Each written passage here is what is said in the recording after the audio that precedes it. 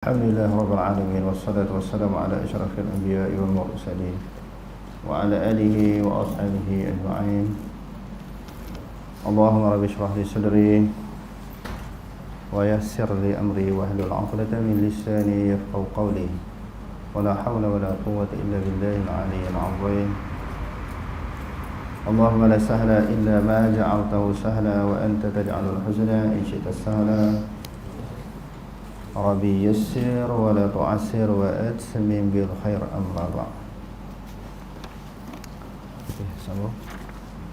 Firman Allah Subhanahu wa ta'ala, Alhamdulillah fatiris samawati wal ard, ja'alil malaikati rusulan uli ajnihatin matna wa thulatha wa ruba', yazidu fil khalqi ma yasha', inna Allah ala kulli syai'in qadir. Maksudnya, segala puji tertentu bagi Allah yang menciptakan langit dan bumi, yang menjadikan malaikat utusan-utusan yang bersayap 2, 3 dan 4. Ia menambah pada bentuk penyediaan makhluk yang diciptakannya apa jua yang dikehendakinya. Sesungguhnya Allah Maha Kuasa atas tiap-tiap sesuatu. Okey, semalam dah kita pelajari tentang kewajipan beriman kepada malaikat. Yang kedua, perbezaan kejadian malaikat dengan makhluk-makhluk yang lain. Yang ketiga, setiap malaikat itu dia ada tugas masing-masing. Yang keempat, malaikat itu bersayap sebagaimana yang disebut dalam beberapa ayat Quran dan juga hadis Nabi SAW. Yang kelima, malaikat ini jenis makhluk Allah Ta'ala yang patuh. Dia melakukan apa sahaja yang diperintahkan oleh Allah tanpa bangkangan, tanpa pertikaian. Allah Ta'ala suruh buat apa pun dia buat. Jadi malaikat ni bukan jenis macam manusia. Bila datangnya arahan, perintah, banyak mempertikaikan, banyak bantah dan bangkang. Adapun jenis malaikat ni satu jenis makhluk Allah Ta'ala yang sangat taat kepada Allah. Apa sahaja yang diperintahkan oleh Allah, semuanya dipatuhi dan dilaksanakan. Okey, terus. Firman Allah Subhanahu wa ta'ala, Ya ayyuhalladzina amanu qu anfusakum wa ahlikum naran wa quduha an-nas wal hijaratu 'alayha malaikatun ghilazun shidadun la ya'suna Allah ma amarahum wa yaf'aluna ma yu'marun. Maksudnya, wahai orang-orang yang beriman, peliharalah diri kamu dan keluarga kamu dari neraka yang bahan-bahan bakarannya manusia dan batu berhala. Neraka itu dijaga dan dikawal oleh malaikat-malaikat yang keras kasar layanannya. Mereka tidak menderhaka kepada Allah dalam segala yang diperintahkannya kepada mereka, dan mereka pula tetap melakukan segala yang diperintahkan. Okey. Malaikat juga selain daripada beberapa perkara yang kita sebutkan tadi, perbezaan sifat dan juga sikap malaikat yang jaga syurga, iaitu mereka mengalu-alukan kedatangan ahli syurga dengan menuturkan kalimah-kalimah yang menyeronokkan, yang menyenangkan kepada penghuni syurga. Sebaliknya, sifat malaikat yang diperintahkan oleh Allah Subhanahu Wa Taala yang menjaga, mengawasi dan mengurus neraka ini, sikap mereka sangat berbeza dengan sikap malaikat yang jaga syurga, iaitu sikap yang keras, kasar, menakutkan, menggerungkan penghuni-penghuni neraka. Jadi sebelum diseksa itu, dengan penampilan malaikat yang kasar itu dapat menggerungkan, lebih menakutkan kepada penghuni-penghuni neraka. Okey, terus. Maksud beriman dengan para malaikat. Maksud beriman dengan para malaikat ialah beriman dengan kewujudan mereka dengan keimanan yang tegas dan tidak diselah dengan keraguan dan sebarang syak. Firman Allah Subhanahu wa ta'ala, Amana ar-rasul bima unzila ilayhi min rabbih wal mu'minun kullun amana billahi wa malaikatihi wa kutubihi wa rusulihi la nufarriqu baina ahadin min rusulihi wa qalu sami'na wa ata'na ghufranaka rabbana wa ilaikal masir. Maksudnya, Rasulullah telah beriman kepada apa yang diturunkan kepadanya dari Tuhannya, dan juga orang-orang yang beriman semuanya beriman kepada Allah dan malaikat-malaikatnya dan kitab-kitabnya dan rasul-rasulnya. Mereka berkata, kami tidak membezakan antara seseorang dengan yang lain rasul-rasulnya. Mereka berkata lagi, kami dengar dan kami taat. Kami mohonkan keampunanmu, wahai Tuhan kami, dan kepadamu juga tempat kembali. Firman Allah Subhanahu wa ta'ala, يا أيها الذين آمنوا آمنوا بالله ورسوله والكتاب الذي نزل على رسوله والكتاب الذي أنزل من قبل ومن يكفر بالله وملائكته وكتبه ورسله واليوم الآخر فقد ضل ضلالا بعيدا. Maksudnya, wahai orang-orang yang beriman, tetapkanlah iman kamu kepada Allah dan Rasul-Nya dan kepada kitab Al-Quran yang telah diturunkan kepada Rasulnya Muhammad SAW, dan juga kepada kitab-kitab suci yang telah diturunkan dahulu daripada itu. Dan sesiapa yang kufur ingkar kepada Allah dan malaikat-malaikatnya dan kitab-kitabnya dan Rasul-Rasulnya dan juga hari akhirat, maka sesungguhnya dia telah sesat dengan kesesatan yang amat jauh. Okey, kita tengok ayat yang pertama tadi, amanar rasulu bima unzila ilaihi min rabbih wal mu'minun. Telah berimanlah oleh rasul dengan sesuatu yang diturunkan kepadanya, yang diturunkan kepadanya daripada Tuhannya. Jadi dalam ayat ini Allah Subhanahu wa taala menjelaskan sendiri. Allah Taala telah mendedahkan rasul beriman semua yang diturunkan kepada beliau. Dan antara apa yang diturunkan kepada beliau, iaitu kepada Nabi, iaitu berimannya kepada malaikat. Adakah Rasulullah SAW melihat semua malaikat? Allah Ta'ala kata dalam Quran, ada malaikat. Bilangan malaikat pula ramai. Dan sebahagian malaikat pula ada disebut sebagai bersayap. Jumlah yang paling banyak sayap yang dimiliki oleh malaikat 600 sayap. Rasulullah nampak semua ke ni? Semua malaikat tu Rasulullah nampak ke? Malik, Ridwan, Raqib, Atib, ataupun Rasulullah hanya dapat melihat malaikat Jibril sahaja? Apa jawapan? Semua diam. Adakah Rasulullah tengok semua malaikat ni? Tak, dia melihat malaikat Jibril je kan. Itu pun ketika bukan semua keadaan, dalam keadaan tertentu ketika dia disampaikan wahyu. Jadi Rasulullah percaya tak malaikat-malaikat yang lain ni? Sebab Quran kata amanar rasulu. Rasul beriman apa yang diturunkan kepada Tuhannya, daripada Tuhannya kepadanya. Maknanya dia beriman semua. Rasulullah beriman tak tentang adanya dosa pahala? Rasulullah beriman tak? Rasulullah nampak tak dosa pahala? Tak nampak. Kalau syurga neraka memang diperlihatkan, disebut dalam hadis tu kan, Sahih Bukhari Muslim tu, diperlihatkan Rasulullah dalam peristiwa Isra' Mi'raj, diperlihatkan kepada Rasulullah syurga neraka ketika dia sembahyang gerhana matahari tu kan, dalam Sahih Bukhari tu. Tapi dosa pahala Rasulullah tak nampak. Jin, adakah bilangan jin pun ramai? Adakah Rasulullah nampak jin semua? Malaikat tadi dah ada jawapan, bukan Rasulullah tengok semua. Tapi Rasulullah percaya tak tentang ramainya malaikat? Dan jumlah malaikat Rasulullah tahu tak ada berapa? Sepakat tak tahu Dan Rasulullah tak pernah tengok semua malaikat? Setuju? Ayat yang kedua pula, wahai orang-orang yang beriman, aminu billahi wa rasulih.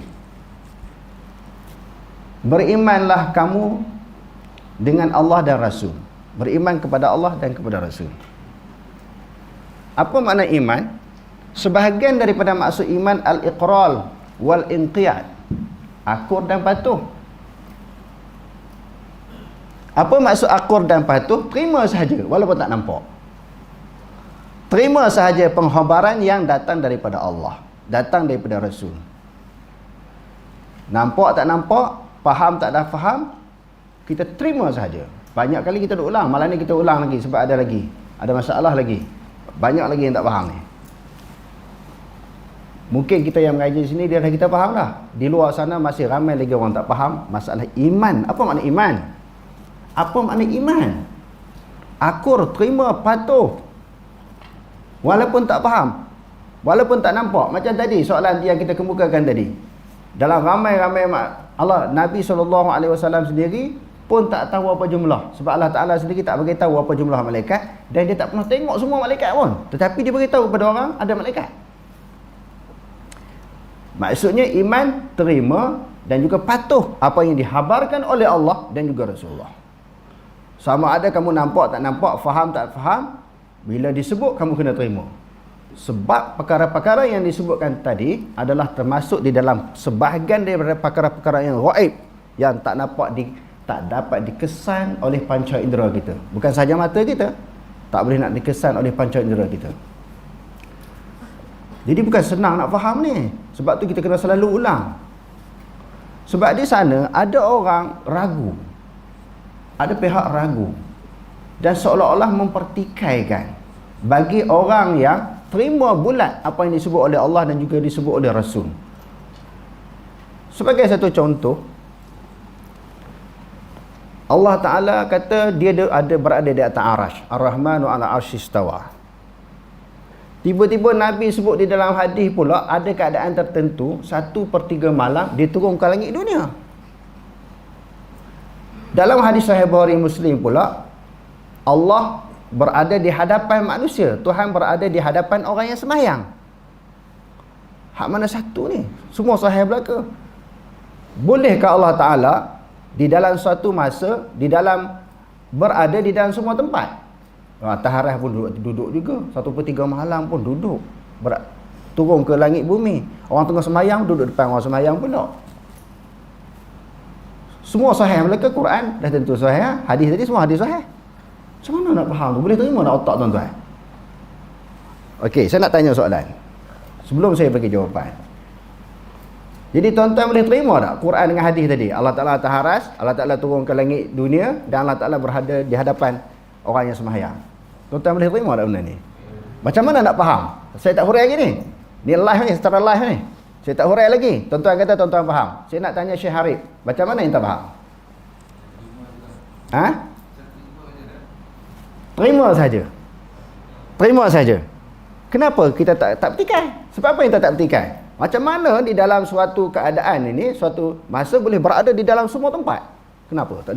Kenapa tak petikai? Terima saja. Apa jawapan?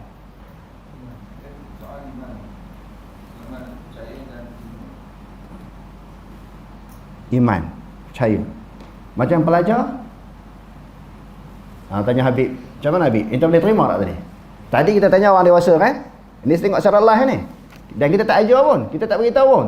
Malam ni, hak lepas-lepas kita ajar lah. Hak malam ni kita tak ajar. Kita boleh terima Quran ni. Dan juga hadis. Macam mana Allah Ta'ala boleh berada di satu keadaan tu, semua tempat?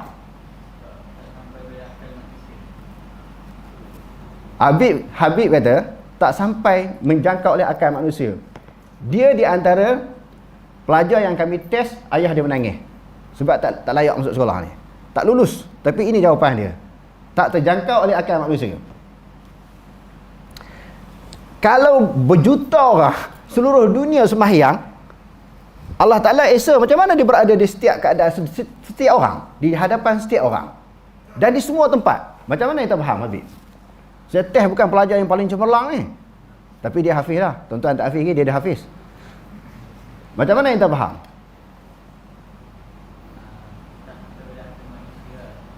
Kenapa kita tak ukur dengan akal Quran dan hadis ni?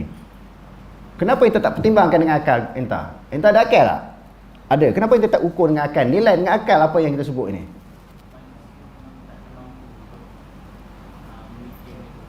Tengok. Habib boleh jawab macam tu, Tok Guru tak faham. Dialah yang akan mengajar akidah besok. Macam mana ada Tok Guru orang alim hebat macam mana? Dia ukur nilai apa yang ada di sisi Allah tentang zat Allah, sifat Allah, dia kiaskan dengan kedudukan makhluk. Macam mana orang belajar sini, orang awam? Tuan-tuan ni bukan Tok Guru, bukan Maulana, bukan Ustaz, bukan Doktor, bukan Profesor, bukan sidang kalam, boleh faham. Macam mana orang lain tak faham? Itu yang saya jadi pelik. Sedangkan kalau nak main ayat lawyer buruk, tak payah mengaji ilmu mantik tuan-tuan. Saya tak pakar ilmu mantik, saya tak pakar. Ilmu falsafah pun saya tak pakar. Walaupun pernah belajar, tetapi tidak mahir, tidak pakar. Tak payah belajar ilmu mantik, ilmu falsafah untuk berdebat dengan orang-orang yang lebih buruk. Senang aja. Okey. Orang tak boleh terima Allah Subhanahu wa taala kita kata duduk di atas arash, sebab menempatkan Allah, menjihahkan Allah. Tidak bertempat. Tuhan tidak bertempat. Boleh tak kalau ada andaian orang berdebat dengan kata, kalau itu kaedah yang kita pegang, orang kata Tuhan kamu miskin. Sebab apa miskin?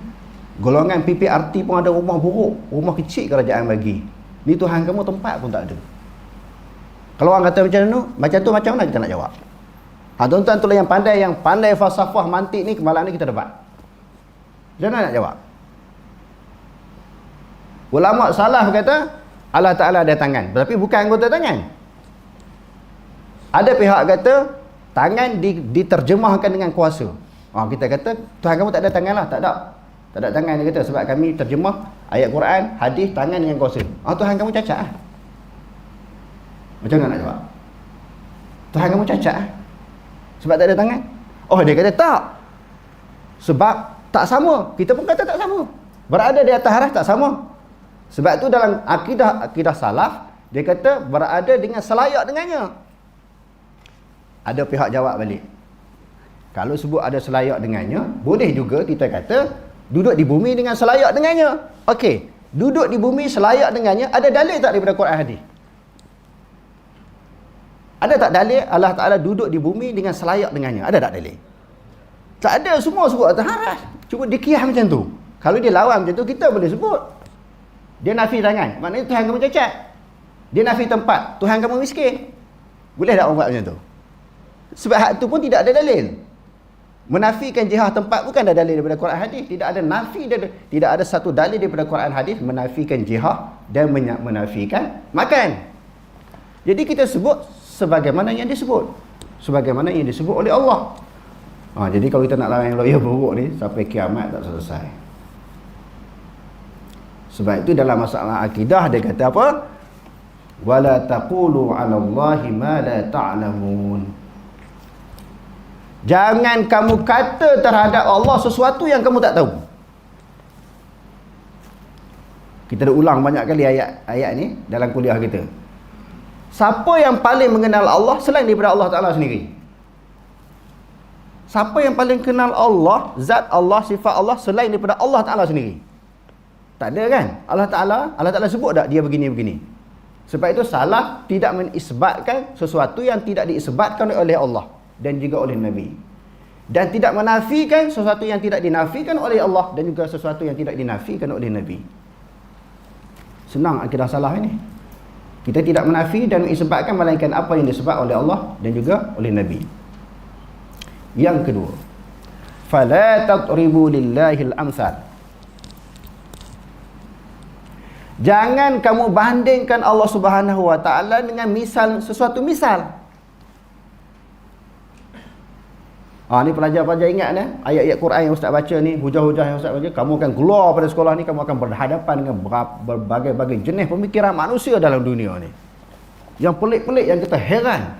Sepatutnya dia tak fikir macam tu.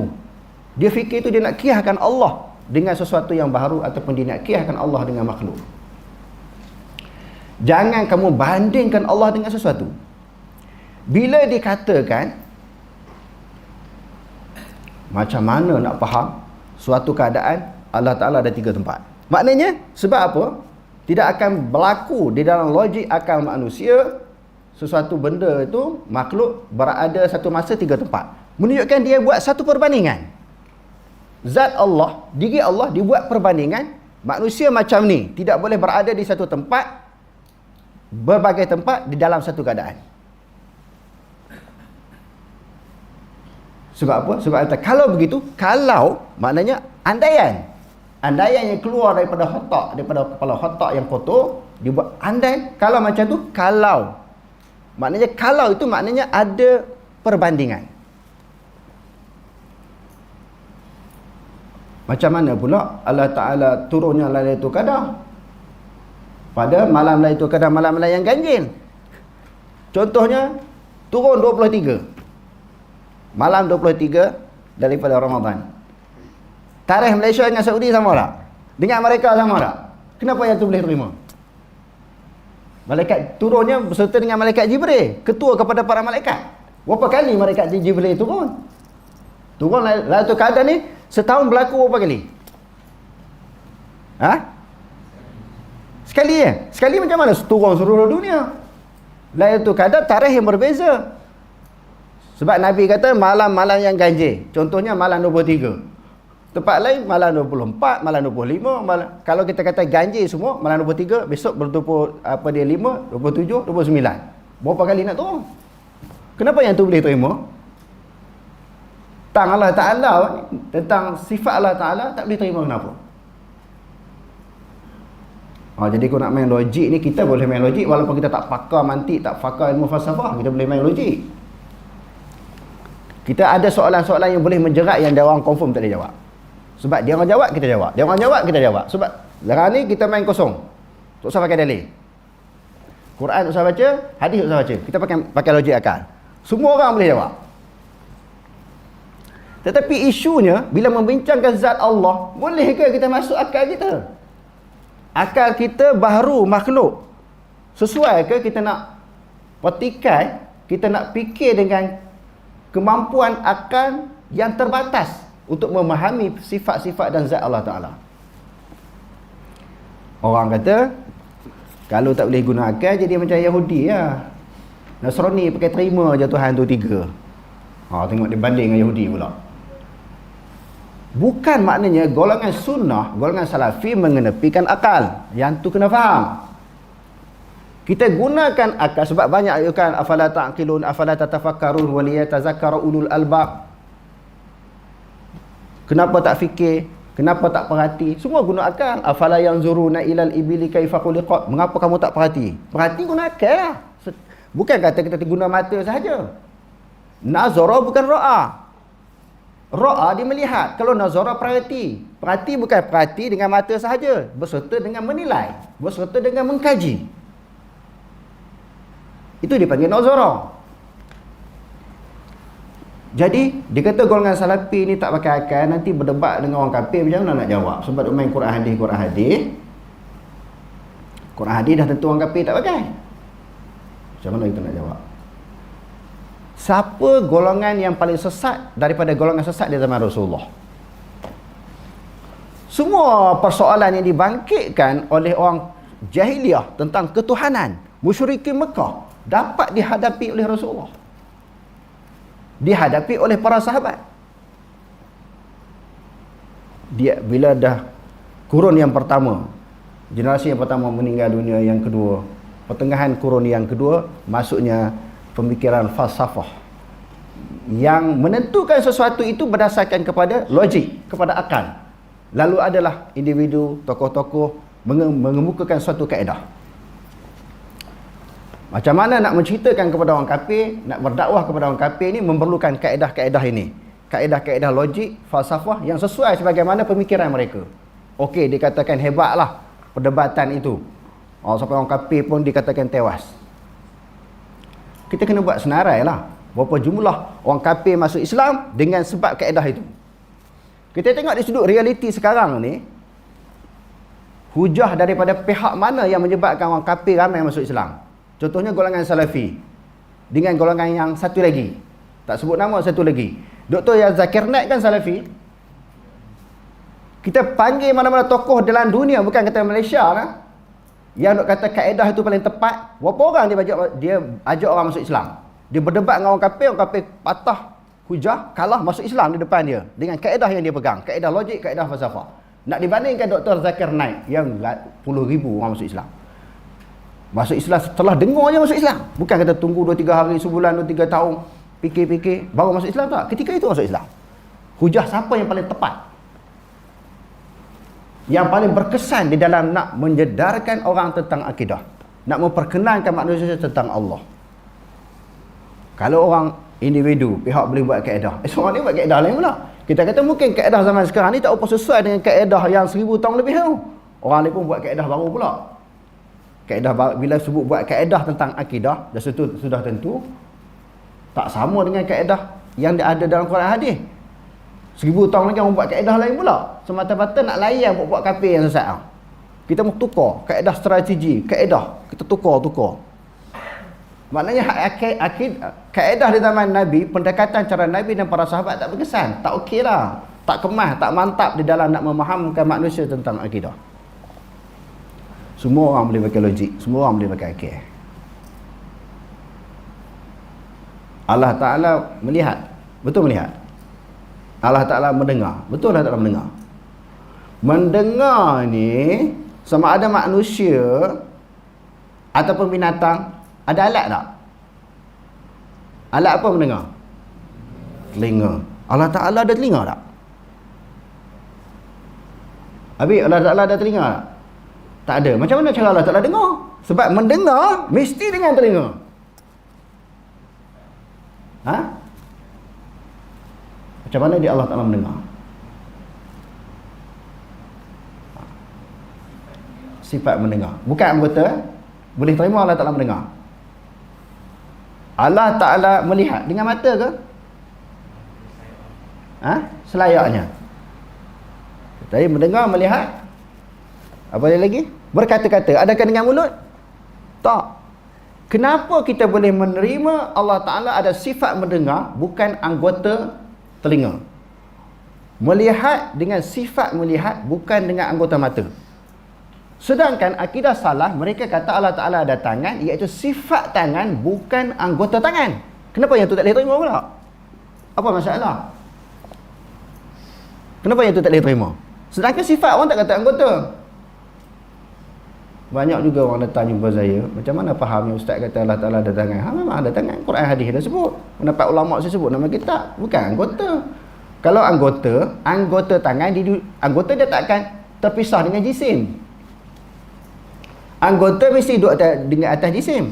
Duduk kepada jisim. Itulah yang dipanggil mujassimah, musyabbihah, mumassilah. Memisalkan, mentashbihkan, menjisimkan Allah dengan baharu.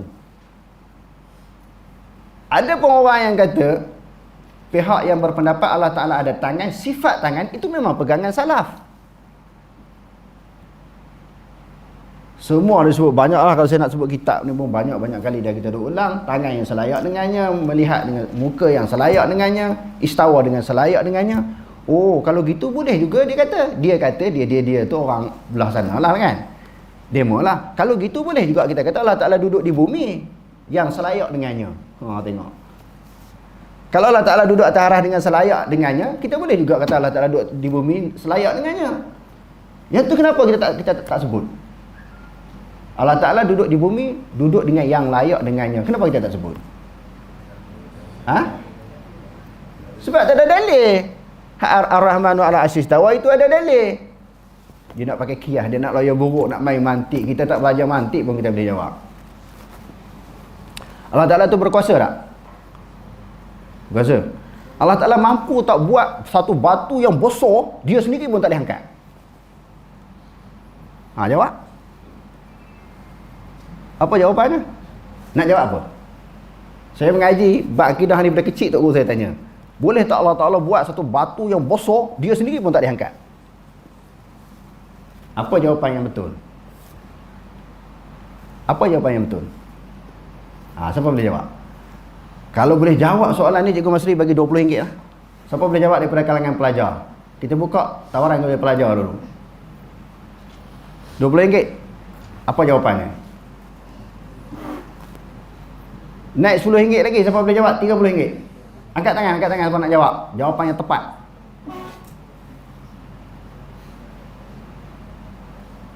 Ha? Tak ada seorang boleh jawab? Okey, kita bagi RM50. Siapa boleh jawab? Orang puas hati punya. Ha? Siapa boleh jawab? Okey, kita buka offer pada orang-orang sahabat-sahabat kita di luar sana. Apa jawapannya? Ha? Mustahil. Sebab apa mustahil? Kalau Allah Ta'ala berkuasa. Macam mana mustahil? Allah Ta'ala berkuasa. Bagi satu jawapan yang tepat. Apa dia? Sebelum saya tutup tawaran RM50. Tak boleh jawab? Ya?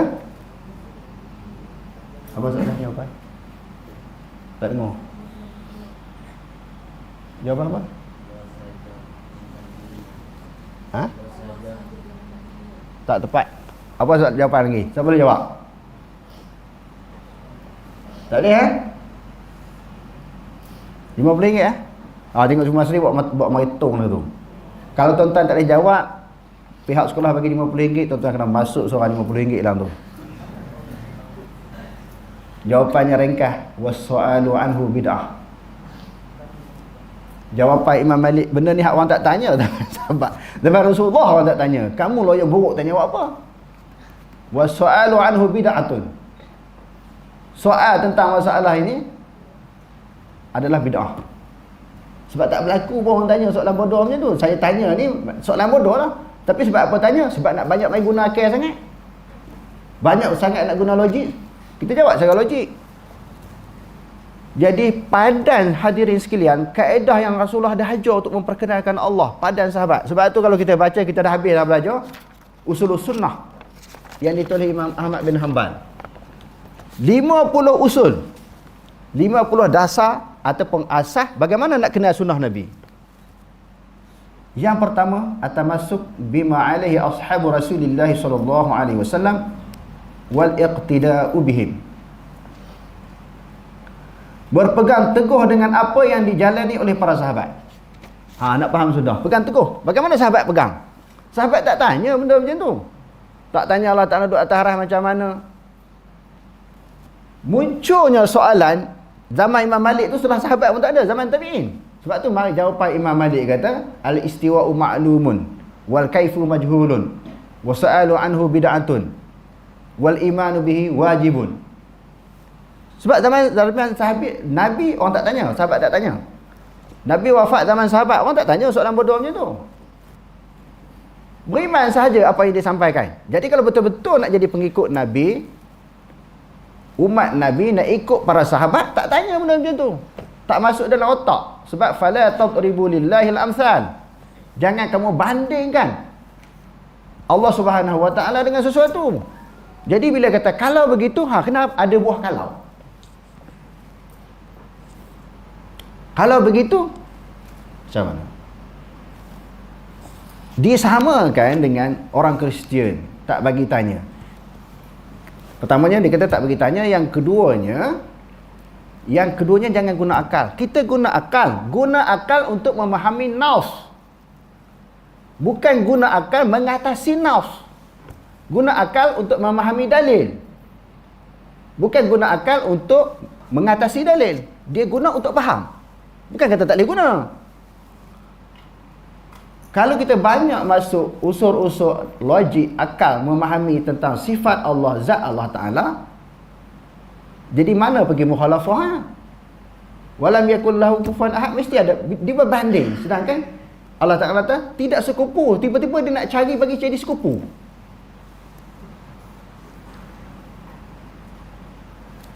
Tak sekupu. Dia nak cari bagi jadi sekupu. Sekupu. Faham tak sekupu? Hak kita belajar dalam bab apa? Juga kahwin. Inspektor Sheila dengan ikut sekupu tak sekupu? Tu tuan-tuan jawab lah pula. 1000 orang pula dengan soalan ni. Hak tu dalam bab nikah kahwin. Kena ada sekupu kan? Jadi Allah Ta'ala memang tak sekupu dengan siapa-siapa pun. Bila dia cari, dia nak bagi cari Allah Ta'ala sekupu. Taubat lahum tak sekupu. Tak sama walam yakul lahu kufuwan ahad. Dia masuk usul logik.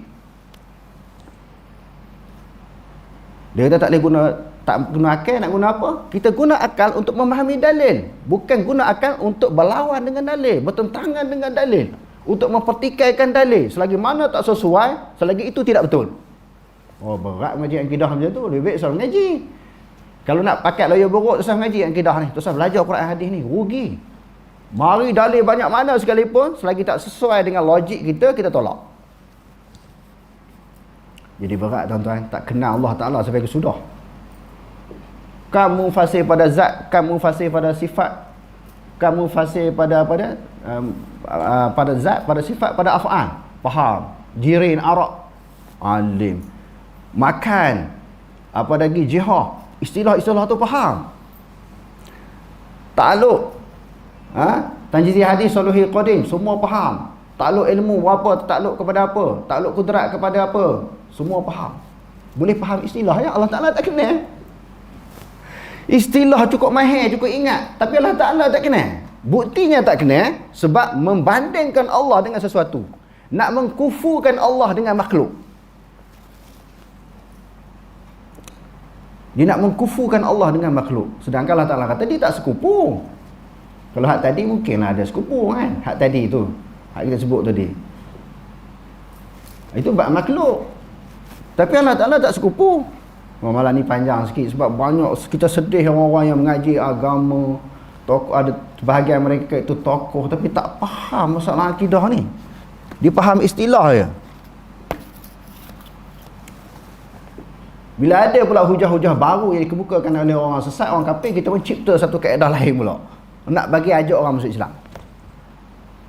Apa yang ditimbulkan lagi, macam mana kita nak jawab hujah orang kafir. Okey tuan-tuan, kalau kita berhujah orang kafir kita kalah, berdosa ke kita kalah? Kita hujah-hujah orang kafir dia tak masuk Islam, berdosa ke? Komannya kita, Rasulullah dah berhujah dengan beramai orang, bukan semua orang masuk Islam pun. Dia berhujah orang kafir dalam zaman dia. Berapa ramai orang kafir tak masuk Islam? Hatta pak saudara dia sendiri, dia sedih tak masuk Islam. Dia dah hujah dah debat dah. Sehingga bila dia sedih sangat, pak saudara sendiri tak masuk Islam, Allah Ta'ala turunkan ayat, innaka la tahdi man ahbabta walakinnallaha yahdi man yasha wa huwa a'lamu bil muhtadin. Wahai Muhammad, sesungguhnya kau tidak boleh memberi hidayah, petunjuk kepada seseorang yang kamu kasihi, kepada sesiapa yang kamu sayang, kamu tak boleh bagi petunjuk. Tapi Allah lah yang memberi petunjuk kepada sesiapa yang dia kehendaki, dan Allah Ta'ala lah yang mengetahui siapa yang berhak mendapat petunjuk. Sebab itu ada apa? Ada nasyid kan? Iman tidak boleh diwarisi oleh seorang bapa yang bertakwa. Betul tak? Tak boleh warisi. Dia hanya petunjuk daripada Allah. Kalau bapa tu seorang tu lebay pun, anak belum tentu jadi lebay, belum tentu jadi hebat. Dia bukan sesuatu, iman juga tidak boleh diwarisi. Takwa pun sama, dia perlu dipelajari. Ya, jadi malam ni panjang sikit kita hurai ni, supaya orang yang belajar ni bila jumpa orang yang macam ni boleh debat. Kalau dia loya buruk, kita 100 kali lebih loya buruk. Kita tak belajar mantik, tak alim mantik, tak alim falsafah, tapi kita boleh gunakan hujah, mematahkan hujah akal dengan akal. Sebab itu datangnya Quran untuk potong hujah akal. Datangnya Quran untuk apa? Nak mengawal manusia supaya tolak logik.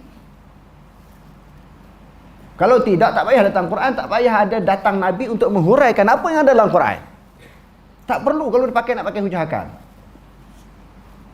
Tujuannya diturunkan Al-Quran sebagai suatu kitab panduan. Tujuan datangnya para Nabi sebagai mentafsir apa yang ada di dalam kitab. Sebab itu dalam Quran menyebut, fa in tanaza'tum fi syai'in farudduhu ila Allahi war Rasul. Jika kamu berbeza pendapat di antara satu sama lain, kembali kepada Allah, yakni Al-Quran. Kembali kepada Rasul, iaitu hadis Nabi. Kalau gitu guna akal lah. Bila timbul masalah, berbeza pendapat antara satu sama lain, pakai guna otak, pakai guna akal. 1000 orang, 1000 akal. 1000 orang, 1000 pemikiran. 1000 pakai boleh buat andaian. 1 juta orang, 1 juta andaian. Takkan selesai. Setiap seorang yang mengemukakan logik, semua dia kata diri masing-masing lah yang betul. Jadi lagu mana tu kita nak bincang, nak muzakarah ni, nak debat sama-sama kata dia betul, sama-sama ada idea, ada pandangan. Ini isu akidah, bukan isu ijtihad. Andai kata tak ada mana seorang pun ulama dalam dunia ni, sama ada golongan Salafi ataupun golongan Asy'ariyah, tak ada mana-mana kitab Salafi, kitab Salaf yang menceritakan tentang akidah salaf, dan tak ada kitab-kitab Asy'ariyah. Manusia tetap kenal Allah dengan Quran hadis. Manusia tetap akan kenal Allah dengan Quran hadis. Sebab muncul kitab tu setelah hujung dah. Bila sahabat, dalam zaman sahabat pun tak ditulis. Bukan dalam zaman Rasulullah, zaman sahabat pun tak tulis. Okey, beriman kepada Allah Ta'ala begini. Orang faham dengan Quran hadis, bagaimana sifat-sifat Allah. Tapi dah lebih nak tunjuk lebih cerdik daripada Allah, nak tunjuk lebih cerdik daripada Nabi ni Sehingga akhirnya orang tak faham. Belajar bertahun-tahun tentang sifat Allah, zat Allah, akhirnya tak faham. Tak kenal pun Allah Ta'ala. Semua dipertimbangkan melalui logik. Buat perbandingan. Tadi kita sebut dah, kalau orang boleh buat andaian itu, kita pun boleh buat andaian. Kenapa boleh terima Allah Ta'ala mendengar melihat? Sedangkan mendengar melihat bagi makhluk mesti dengan anggota, mesti dengan alat. Oh, tak boleh kiyah. Tadi kenapa hati ni kamu kiyah pula? Kita tak boleh bandingkan Allah dengan makhluk. Tang ni kamu bandingkan pula. Semua sifat jangan bandingkan. Semua sifat jangan bandingkan. Sebab tidak akan sekupu. Okey, terus. Kenapa malam ni mari semangat tu? Kadang-kadang kadang-kadang jadi geram tu, tak faham lah. Patutnya buatlah kajian, baca lebih sikit. Jangan pakai merapu. Okey, terus. Golongan ahli sunnah wal jamaah beriman dengan para malaikat secara umum.